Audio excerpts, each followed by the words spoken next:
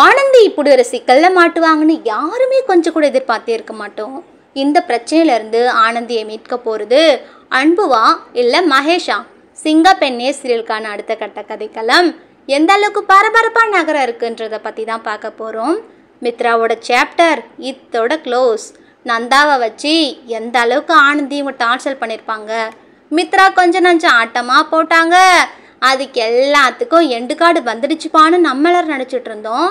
ஆனால் இங்கே பாருங்க, நந்தாவோட கேஸில் ஆனந்தியை விசாரிக்கிறதுக்காக வார்டன் கிட்ட பர்மிஷன் வாங்கிட்டு அந்த போலீஸும் ஆனந்தியை அழைச்சிட்டு போயிடுறாங்க.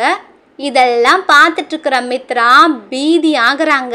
நந்தா மட்டும் வாயை திறந்து இதுக்கெல்லாம் காரணம் தான் தான்ற உண்மையை சொன்னால் என் நிலமை என்ன ஆகும், நான் கனவு கண்டது நிஜத்திலையும் பழிச்சிடும் போல இருக்குன்னு புலம்பி தள்ளிட்டு இருப்பாங்க. அடுத்து என்னங்க நடக்கும்? அன்பு கார்மெண்ட்ஸில் இருந்துட்டு ஆனந்தி இன்னும் காணமே, அவங்களுக்கு ஏதாவது ப்ராப்ளமாக இருக்குமோன்னு டவுட் பட்டு ஹாஸ்டலுக்கு கிளம்பி வந்து வார்டனை சந்தித்து எல்லா விஷயங்களையும் கேட்டு தெரிஞ்சுப்பார். போலீஸ் ஸ்டேஷனுக்கு போய் ஆனந்தின்ற பொண்ணு லேடிஸ் ஹாஸ்டல்லேருந்து விசாரணைக்காக நீங்கள் கூட்டிகிட்டு வந்தீங்களான்னு கேட்பாரு. அவங்களும் இல்லைன்னு சொல்லுவாங்க. அப்போ தாங்க அன்புக்கு ஒரு விஷயம் கன்ஃபார்ம் ஆகும். வந்த போலீஸ் உண்மையானவங்க கிடையாது, அவங்க போலின்றதை தெரிஞ்சுக்க போகிறாரு. இதுக்கு மேலே தாங்க அன்புவோட அதிரடியான ஆக்ஷன் இருக்க போகுது.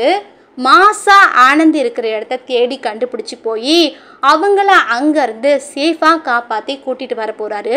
இந்த இன்சிடெண்ட் மூலமாக அன்பு தான் ஆனந்தி இம்ப்ரெஸ் பண்ண போகிறாரு. ஆனந்திக்கு அன்பு மேலே காதல்ன்றது மலர்றதுக்கும் பாசிபிலிட்டிஸ் நிறையவே இருக்குது. மகேஷ் ஆனந்தி மனசில் இடம் பிடிக்கிறதுக்காக தான் ட்ரை பண்ணிகிட்ருக்காரு. அன்பு ஆனந்தி ரெண்டு பேரும் ஒன்று சேரணும் தான் ஆடியன்ஸ் எல்லாரோட ஒரு எக்ஸ்பெக்டேஷனாகவும் இருந்துகிட்ருக்கு.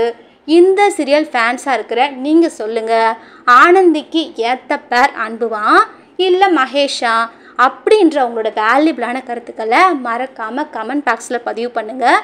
இந்த வீடியோ பிடிச்சிருந்தா லைக் அண்ட் ஷேர் பண்ணி ஒரு சப்ஸ்கிரைபிங் தட்டி விட்டுடுங்க.